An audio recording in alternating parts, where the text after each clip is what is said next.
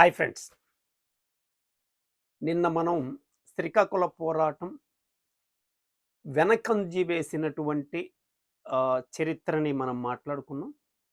ఈరోజు ఆ రోజు రాష్ట్ర వ్యాప్తంగా ఉన్నటువంటి పార్టీ యొక్క నిర్మాణ బలమెంత, ఇవన్నీ కూడగట్టుకొని తిరిగి పార్టీ ఉద్యమాన్ని, పార్టీ నిర్మాణాన్ని ఆహ్, అభివృద్ధి చేసే క్రమంలో సహకరించకుండా అడ్డుపడినటువంటి అప్పలసూరి తేజస్వరరావు గారేటువంటి పరిస్థితుల గురించి ఈ వీడియోలో మనం మాట్లాడుకుందాం. ఓకే ఫ్రెండ్స్, ఇక్కడ ప్రధానంగా మనం ఇప్పుడున్నటువంటి పరిస్థితి మొత్తం అర్థం కావాలి అనంటే, రాష్ట్ర మహాసభ జరిగిన 3 నెలలకే టోటల్‌గా రాష్ట్ర కమిటీ రద్దయిపోయి పని చేయలేని పరిస్థితి ఏర్పడింది. మనం చూసాం.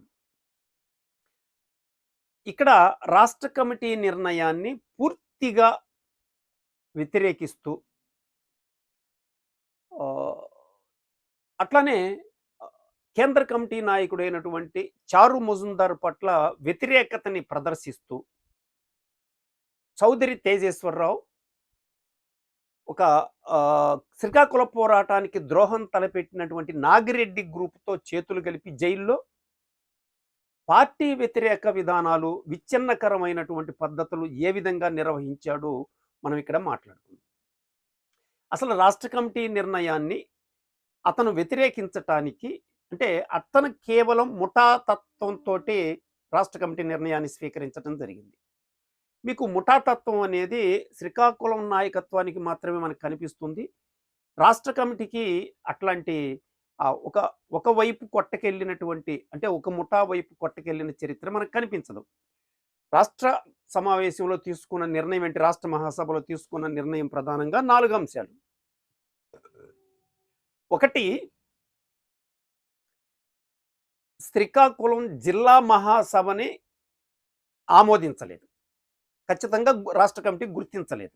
ఎందుకని? ఒక ప్రాంతానికి సంబంధించి వాళ్ళు జరిపిన మహాసభని గుర్తించకుండా చేయటం జరిగింది. ఒకటి. రెండోది,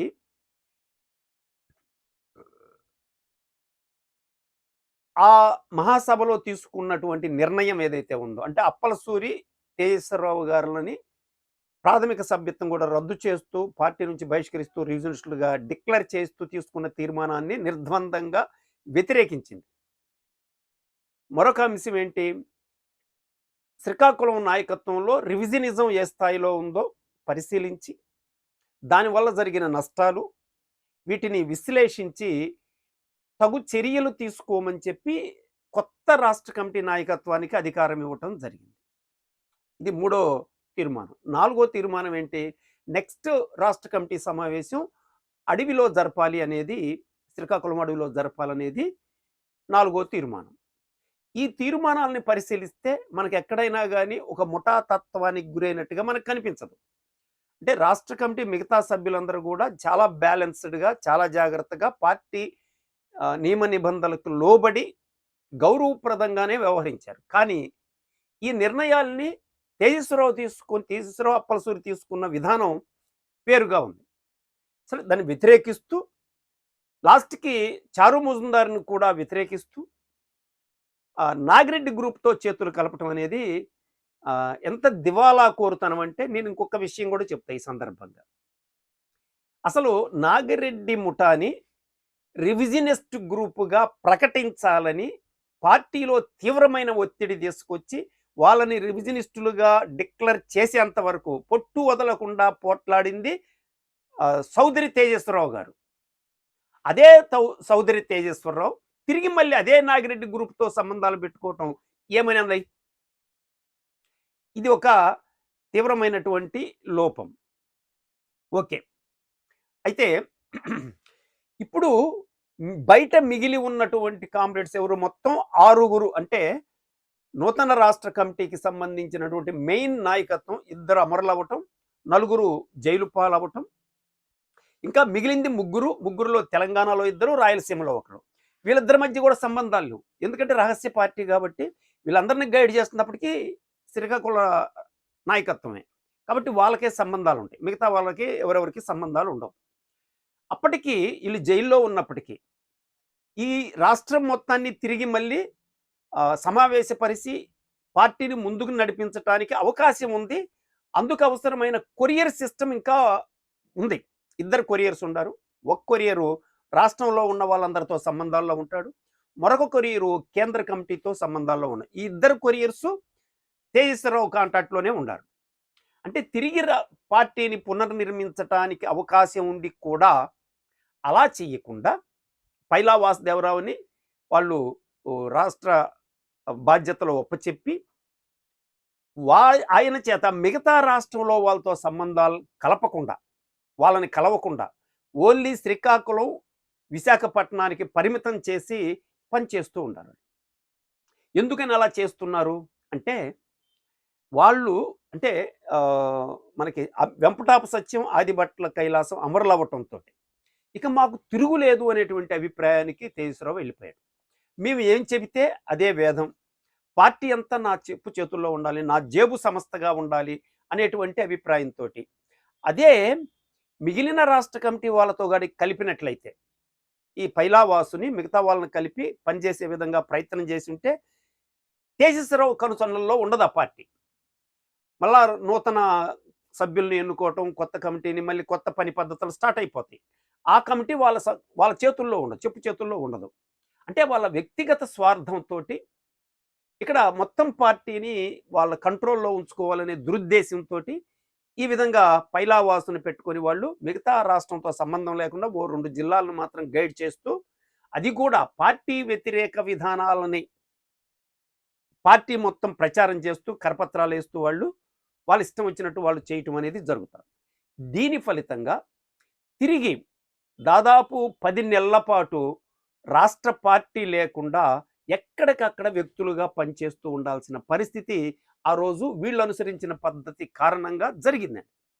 అయితే రాష్ట్ర వ్యాప్తంగా ఉన్న పార్టీ పొజిషన్ ఏంటి అనేది ఇక్కడ మనం అర్థం చేసుకోవాలి. అంటే మనకి అప్పటికి అంటే ఉమ్మడి ఆంధ్ర రాష్ట్ర ప్రభుత్వం కదా అప్పుడు.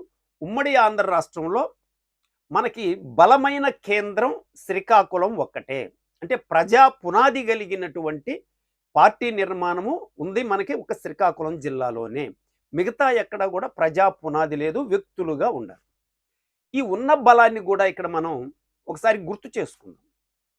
ఒక శ్రీకాకుళాన్నే తీసుకుంటే మనకి అడవిలో పార్వతీపురం, పాతపట్నం, పాలకొండ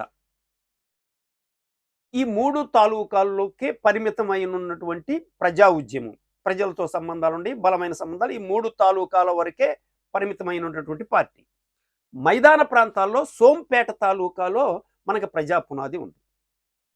ఈ 4 ప్రాంతాలే అప్పుడు ప్రజా పునాది కలిగినటువంటి బలమైనటువంటి ఆర్గనైజేషన్ అప్పటికి.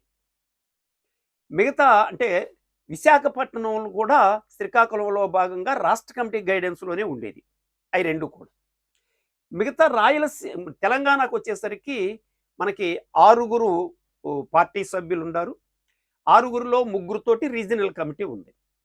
అయితే ఇంకొక దుర్మార్గమైన విషయం ఏంటంటే అసలు పార్టీ నిర్మాణం అంటే పార్టీ సభ్యత్వం లేదంటే పార్టీ నిర్మాణానికి సంబంధించిన అవగాహన అప్పుడు పార్టీకి స్పష్టత లేదు. స్పష్టత లేదు అని అంటే ఇక్కడ ఏం జరిగిందంటే మనకి కేంద్ర కమిటీలో ఈ నిర్మాణానికి సంబంధించి ఏం జరిగింది అనేది రాష్ట్ర మహాసభలో అక్కడ జరిగినటువంటి నిర్ణయాలను బట్టి తెలుస్తుంది. అక్కడికి వెళ్ళింది ఎవరు? శ్రీకాకుళం నుంచి మాత్రమే వెళ్ళారు మహాసభకి. 1970లో జరిగినటువంటి కాంగ్రెస్కి శ్రీకాకుళం నుంచి వెళ్ళారు. ఈ శ్రీకాకుళం నుంచి వెళ్ళిన వాళ్ళకి ఇంగ్లీషు, హిందీ రాదు. దానివల్ల అక్కడ అసలు పార్టీ నిర్మాణ పద్ధతులకు సంబంధించినటువంటి అక్కడ ఏం చర్చ జరిగింది ఏంటనేది మిగతా రాష్ట్ర పార్టీకి తెలియదు. వాళ్ళు తిరిగి వచ్చిన 3 నెలలకే అమరులు అవ్వటం, అరెస్ట్ అవ్వటం కారణంగా మిగతా రాష్ట్ర కమిటీ సభ్యులకి ఒక అవగాహన, పార్టీ సభ్యత్వానికి సంబంధించి నిర్మాణానికి సంబంధించి ఒక స్పష్టత లేదు. అయితే అప్పటి వరకు ఉన్న పరిస్థితి ఏంటంటే చౌదరి తేజస్వరరావు గారి అభిప్రాయమే పార్టీ అభిప్రాయంగా చలామణి అవుతోంది. ఆయన 69లో జనరల్గా అందరికీ అవగాహన కలిగించింది ఏంటంటే ఎవరైతే పూర్తి కాలం విప్లవకారులుగా ఉండారో వాళ్ళకి మాత్రమే సభ్యత్వం ఇవ్వాలి అనేటువంటిది ఆయన అవగాహన. అదే అందరికీ చెప్పేశాడు. అదే నిర్ణయాన్ని అమలు పరుస్తూ జరిగింది. అట్లా చూసినప్పుడు తెలంగాణలో మనకి విద్యార్థి రంగం నుంచి, కార్మికుల నుంచి దాదాపు 10, 15 మంది వచ్చి యాక్టివ్‌గా పనిచేసేవాళ్ళు ఉన్నారు. అంటే వాళ్ళకి పార్టీ సభ్యత్వం ఇవ్వటానికి అవకాశం ఉంది. కానీ అప్పటికి తేజేశ్వరరావు అభిప్రాయం ప్రకారం ఫుల్ టైమర్స్ మాత్రమే పార్టీ సభ్యత్వం ఉండాలి. కనుక తెలంగాణలో 6గురికి మాత్రమే పార్టీ సభ్యత్వం ఉంది. ఈ 6గురిలో 3గురితో రీజనల్ కమిటీ ఉంది. ఇది తెలంగాణ పరిస్థితి. రాయలసీమకొచ్చేసరికి అక్కడ కూడా ఒక 6గురితోటి రీజనల్ కమిటీ ఉంది, పనిచేస్తుంది. అది కొంచెం దెబ్బతింటూ పనిచేస్తూ అట్లా నడుస్తూ ఉంది రాయలసీమలో. మిగిలిన ప్రాంతాలకొచ్చేసరికి మనకి కృష్ణా, పశ్చిమ గోదావరి, తూర్పు గోదావరి ఈ జిల్లాల్లో దాదాపు ఎలాంటి రీజనల్ కమిటీలు లేవు. రాష్ట్ర కమిటీకి వాళ్ళకి గాని, వాళ్ళకి రాష్ట్ర కమిటీ సంబంధాలు తెగిపోయినాయి. వాళ్ళు డిజాల్వ్ అయిపోయి వ్యక్తులుగా ఉండారు. వాళ్ళకి కూడా పార్టీతో సంబంధాలు. ఇది ఈ జిల్లాల పరిస్థితి. ఇక మిగిలి ఉంది శ్రీకాకుళం తర్వాత అంటే ప్రజా పునాది లేదు గాని ఏదైనా ఒక యాక్షన్ అప్పుడు పార్టీ కార్యక్రమం ఏంటి? కథం కార్యక్రమమే ఏకైక మార్గం. అంటే వర్గశత్రు నిర్మూలనే ఏకైక అదొక్క పనే, ఇంకేం పని లేదు. అది అవసరమా కాదా అనే దాంతో సంబంధం లేకుండా ఎవడైతే భూస్వామి ఉండాడో, ఎవడైతే వర్గశత్రువు ఉండో వాడిని చంపటం. సంబంధం లేని అంటే ఒక కార్యక్రమం అంటూ ఒక స్పష్టత లేదు. వాడు వర్గశత్రువు అయితే ఆయన చంపేయటం. ఇదే కార్యక్రమం. లేదంటే వాడు ఆస్తిని జప్తు చేయటం. ఇట్లా చేస్తూ అదే కార్యక్రమంగా ఉంది కాబట్టి ఒక గుంటూరు జిల్లాలో అక్కడ అంటే ప్రజా పునాది లేదు కానీ ఒక దాడికి 70 మంది 80 మందిని కదిలించగలిగిన శక్తి ఆంధ్ర రాష్ట్రం మొత్తం మీద శ్రీకాకుళం తర్వాత గుంటూరు జిల్లాకి ఆ బలం ఉంది. గుంటూరు జిల్లా అంటే అప్పటికి ప్రకాశం జిల్లా ఏర్పడలేదు. కనుక ప్రకాశం జిల్లాలో కొంత భాగం గుంటూరు జిల్లాలో కలిసి ఉంది. అప్పుడు ఈ మొత్తం కలిపి పార్టీ ఆ రోజున దాదాపు 2 ఏరియా కమిటీలు ఉన్నాయి. ఈ 2 ఏరియా కమిటీలు బిక్కిరాముల నాయకత్వంలో నడుస్తుండే. ఇది ఫారెస్ట్ ఏరియాని బేస్ చేసుకొని పనిచేస్తుండే. బిక్కిరాములు అమరులు అవసరంతో ఈ కమిటీ కూడా చిన్నగా రద్దయిపోయి పట్టణ ప్రాంతాలకు వచ్చి వ్యక్తులుగా జీవిస్తూ ఉండారు. ఈ పార్టీ రాష్ట్ర కమిటీ కూడా లేని కారణంగా వ్యక్తులుగా అక్కడక్కడ వాళ్ళ సొంత పద్ధతుల్లో పనిచేసుకుంటూ వాళ్ళ మధ్య వ్యక్తిగత గొడవలతోటి ఈ గుంటూరు జిల్లా అంటే బలమైన కేంద్రం అప్పటికి శ్రీకాకుళం తర్వాత గుంటూరు జిల్లా ఒకటే. ఇది టోటల్‌గా ఆంధ్ర రాష్ట్రంలో ఉన్నటువంటి ఒక నిర్మాణం, పార్టీ నిర్మాణం. అదే అంటే పార్ట్ టైమర్స్ కూడా మనం పార్టీ సభ్యత్వం ఇవ్వాలి అనేటువంటి ఆలోచన గాని ఉంటే ఇంకొంచెం బలమైనటువంటి పార్టీని నిర్మించుకోవటానికి అవకాశం ఉండేది. ఆ అవగాహన లేదు. తేజేశ్వరరావుకి వ్యతిరేకమైనటువంటి ఒక ఫుల్ టైమర్‌కి తప్ప ఇంకెవరికి ఇయ్యటానికి లేదనేటువంటి గైడెన్స్ అతను ఇచ్చుండాడు. కాబట్టి అతని అభిప్రాయం మేరకు ఎందుకంటే కేంద్ర కమిటీ సభ్యుడాయన. కాబట్టి ఆ విధమైనటువంటి విధానం నడుస్తుంది. అప్పుడున్నటువంటి పరిస్థితి ఇది. అయితే వీళ్ళందరూ అమరులయ్యి అరెస్ట్ అయిన తర్వాత మిగిలిన వాళ్ళని ఆర్గనైజ్ చేసి మిగతా సంబంధాలన్నీ కలిపి తిరిగి రాష్ట్ర పార్టీ ఏర్పడి మళ్ళీ యాక్టివ్ అయ్యి శ్రీకాకుళాన్ని గైడ్ చేస్తూ మిగతా రాష్ట్రంలో విప్లవ ఉద్యమాన్ని అభివృద్ధి చేయడానికి అవకాశం ఉంది. కానీ తేజేశ్వరరావు అప్పలసూరి ఆ అవకాశాన్ని ఇవ్వలేదు. ఎందుకని కొరియర్స్ వాళ్ళ దగ్గరే ఉన్నారు. వాళ్ళ సంబంధాల్లోనే రాష్ట్రం మొత్తం ఉంది. కనుక వాళ్ళు ఒక శ్రీకాకుళం, విశాఖపట్నానికి పరిమితమయ్యి మిగతా ప్రాంతాల్లో సంబంధాలు కలపకుండా వదిలేసేటింది. ఇట్లా దాదాపు 10 నెలల పాటు రాష్ట్ర నాయకత్వం లేకుండా విడిగా ఎవరికి వాళ్ళుగా పనిచేస్తూ ఉండటం అనేది ఆ రోజు ఆంధ్ర రాష్ట్రంలో ఉన్నటువంటి పరిస్థితి. అయితే ఇది బ్రేక్ అయింది. ఎప్పుడు 1971కి మొట్టమొదటిసారి రాష్ట్ర సమావేశం జరపాల్సిన పరిస్థితి వచ్చింది. అది ఎందుకు వచ్చింది అంటే జైల్లో తగాదాలు. జైల్లో మన కామ్రేడ్స్ మధ్య తగాదాలు. ఏంటి ఆ తగాదాలు అంటే చౌదరి తేజేశ్వరరావు ఈయన పార్వతీపురం కోర్టుకి అటెండ్ అయినప్పుడు అక్కడ ఆయన ఒక స్టేట్మెంట్ ఇస్తాడు కోర్టులో. ఏమని ఇస్తాడంటే మేము డిఫెన్స్ పెట్టుకోము అని చెప్పి స్టేట్మెంట్ ఇస్తారు. అంటే మేము డిఫెన్స్ పెట్టుకోము, లాయర్‌ని పెట్టుకోమని. ఈ ఒక స్టేట్మెంట్‌ని అప్పుడు శ్రీకాకుళం జిల్లా పార్టీ పేరుతోటి ఆహ్, చౌదరి తేజేశ్వరరావు మార్గమే విప్లవకారుల మార్గం అని ఒక కరపత్రం వేసి రాష్ట్రం మొత్తం పంచడం జరిగింది. అంటే ఏంటి? అంటే అరెస్ట్ అయిన వాళ్ళెవరు గూడా డిఫెన్స్ పెట్టుకోకూడదు అనేది సారాంశం. ఇది పార్టీ నిర్ణయమా? కాదు.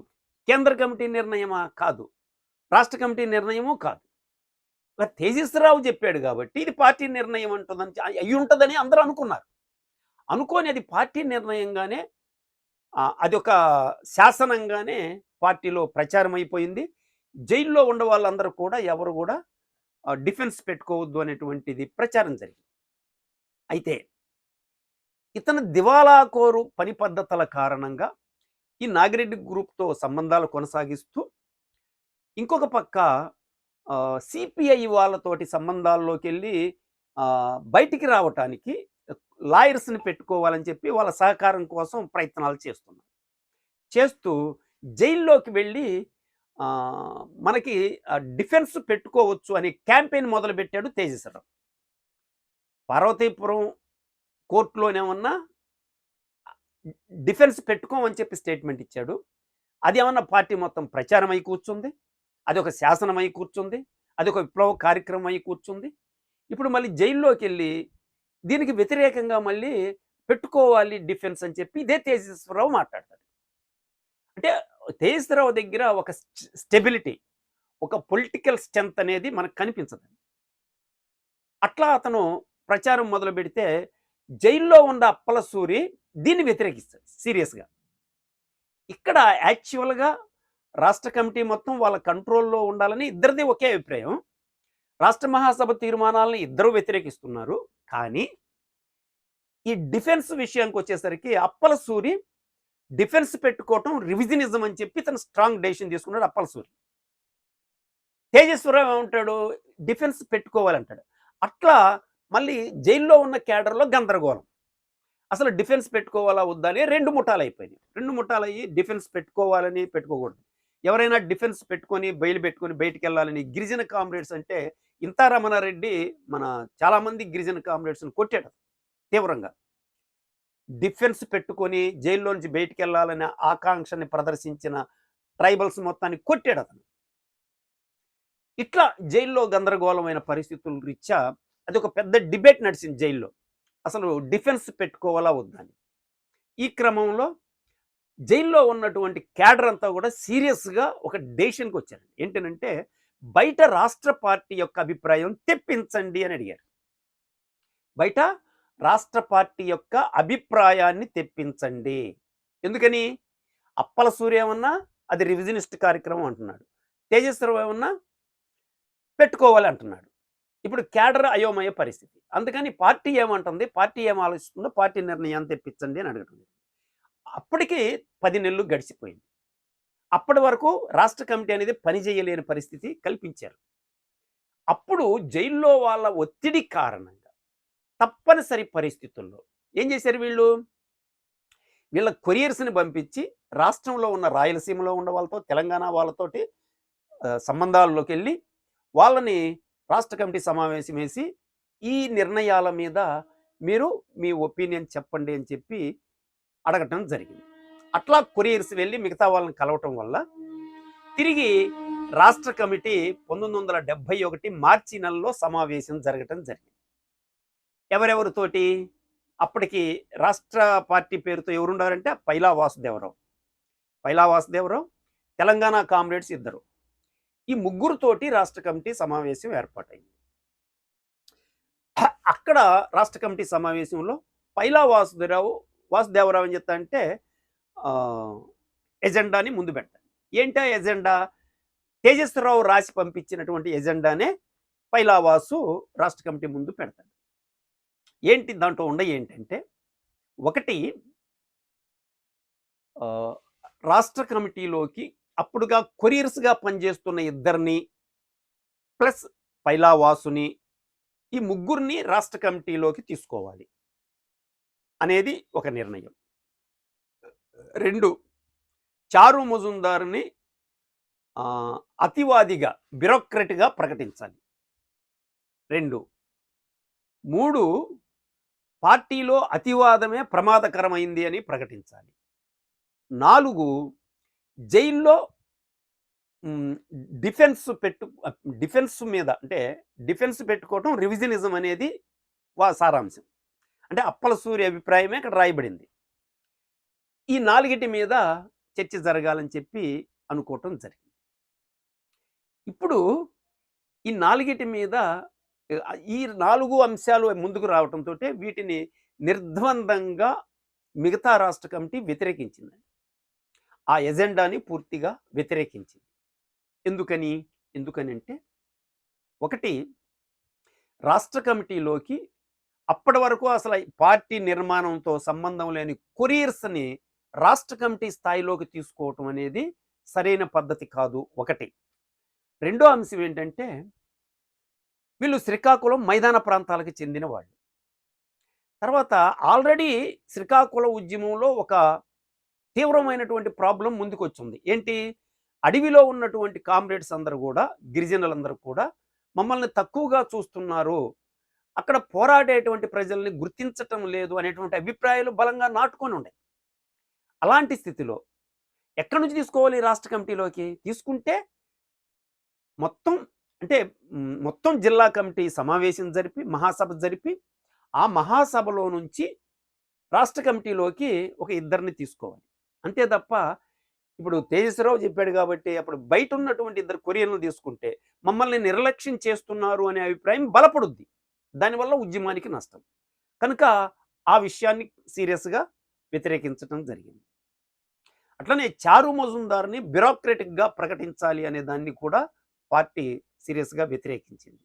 వ్యతిరేకిస్తూ సత్యనారాయణ సింగ్ ఇదే అభిప్రాయాన్ని ప్రకటించినప్పుడు సత్యనారాయణ సింగ్‌కి సమాధానం చెబుతూ చారు మజుందార్ రాసినటువంటి ఉంది. అంటే ఆయన్ని బ్యూరోక్రాట్‌గా అన్నప్పుడు ఆయన చెప్పినటువంటి సమాధానం.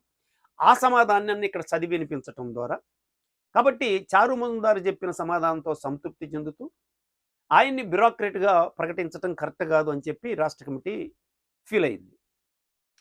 అట్లనే అతివాదం పార్టీలో ప్రమాదకరంగా ముందుకొచ్చిందన్న విషయాన్ని రాష్ట్ర కమిటీ ప్రకటించాలి అనేది. దాన్ని కూడా రాష్ట్ర కమిటీ పూర్తిగా వ్యతిరేకించింది. ఇప్పటికీ అతివాదం కంటే రివిజనిజమే ప్రమాదకరమైనటువంటి పరిస్థితుల్లో ఉంది. అతివాదం కంటే అనేది రాష్ట్ర కమిటీ ఫీల్ అయినటువంటి అంశం.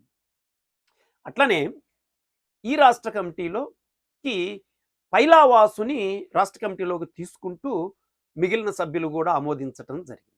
ఈ ఒక్క విషయాన్ని ఆమోదించటం జరిగింది. అట్లనే రాష్ట్ర కమిటీ కార్యదర్శిగా ఎవరుండాలి అనే దాని దగ్గర మిగతా తెలంగాణ కామ్రేడ్స్ ప్రధానంగా కేఎస్ అని గుర్తుపెట్టుకోండి. కేఎస్ గారు చెప్పింది ఏంటంటే శ్రీకాకుళం పోరాట ప్రాంతానికి చెందిన వ్యక్తి పైలా వాసుదేవరావు కాబట్టి శ్రీకాకుళం పోరాట ప్రాంతానికి ప్రాముఖ్యతనిస్తూ పైలావాసుకే కార్యదర్శి బాధ్యతలు ఒప్పచెప్పాలి రాష్ట్ర కమిటీ కార్యదర్శిగా అని చెప్పి మిగతా సభ్యులు కూడా ఫీల్ అవ్వటం జరిగింది. అదే అభిప్రాయం చెప్పటం, అతన్ని కార్యదర్శిగా పెట్టడం. అతన్ని కార్యదర్శిగా పెట్టడంలో మరొక ఉద్దేశం ఏంటంటే ఒక పక్క తేజేశ్వరరావు, అప్పల సూరి గారు పార్టీని విచ్ఛిన్నం చేసేటువంటి ప్రయత్నం చేస్తున్నారు. ఇప్పుడు అతన్ని పెట్టకపోతే పార్టీ వెంటనే చీలిపోయే ప్రమాదం ఉంది. అందుకని ఆ చీలిక నివారించటం కోసం, పార్టీని సమైక్యంగా ఉంచటం కోసం పైలావాసునే కార్యదర్శిగా ఉంచాలి అనేటువంటి నిర్ణయం కూడా జరిగింది. దాంతోపాటు శ్రీకాకుళం అడవి ప్రాంతంలో జిల్లా మహాసభ జరపాలి. ఆ జిల్లా మహాసభలో రాష్ట్ర కమిటీలోకి ఇద్దరిని ఆ మహాసభ ఆమోదంతో ఒక ఇద్దరు కామ్రేడ్స్ని రాష్ట్ర కమిటీలోకి తీసుకోవాలి అని తీర్మానం చేయటం జరిగింది. ఇది ఫస్ట్ సమావేశం. ఈ సమావేశం అంటే ఈ సమావేశానికి రాయలసీమ నుంచి ఆయనకి కబురు సకాలంలో అందని కారణంగా అతను అటెండ్ కాదు. కాబట్టి నెక్స్ట్ ఇట్లానే వాసుదేవరావుని బేస్ చేసుకొని రాష్ట్ర కమిటీ కార్యకలాపాలు ముందుకు తీసుకువెళ్ళాలి అని చెప్పి తీర్మానం చేయటం జరిగింది. అయితే ఈ తీర్మానాన్ని ఇప్పుడు రాష్ట్ర కమిటీ సమావేశంలో చేసిన తీర్మానాలని అట్లనే తేజస్వరరావు జైలు నుంచి పంపించిన తీర్మానాలు ఏవైతే ఉండో వాటిని, ఈ రెండిటిని మనం కేంద్ర కమిటీకి పంపించాలి. కేంద్ర కమిటీ పంపించి కేంద్ర కమిటీ యొక్క ఆమోదంతోటి కేంద్ర కమిటీ ఏం చెబితే దానికి అనుకూలంగా రాష్ట్ర కమిటీలో చర్చించి మళ్ళీ మార్పులు చేర్పులు చేసుకోవాలి అనే తీర్మానం చేయటం జరిగింది. అట్లా ఈ తీర్మానాలు తీసుకొని ఎవరు వెళ్ళాలి? మరలా సంబంధాలు ఉంది పైలావాస్కి, కొరియర్ ఉన్నాడు కాబట్టి కేంద్రంతో. ఆ కేంద్ర కమిటీ అంటే చారు మజుందార్ని కలిసి వాళ్ళ ముందు పెట్టే కమిటీ ముందు ఆ కమిటీ చెప్పిన నిర్ణయాల మేరకి ఇది ఏది కరెక్ట్ అయితే అది వాళ్ళు చెప్పిన దాని ప్రకారం ఫాలో అవ్వాలనేది ఒక తీర్మానం చేసి వాటిని పంపించడం జరిగింది. పైలావాసు ఈ తీర్మానాలు తీసుకొని కేంద్ర కమిటీని కలవటం జరిగింది. కేంద్ర కమిటీ రాష్ట్ర కమిటీ చేసిన తీర్మానాలని అమలు చేయమని చెప్పి కేంద్ర కమిటీ చెప్పడం జరిగింది.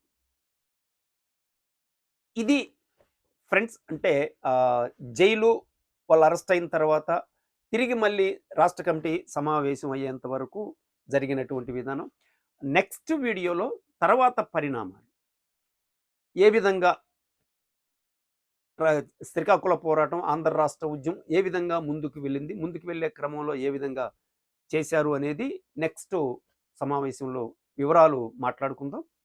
ఇది ఈరోజు video. Thank you very much.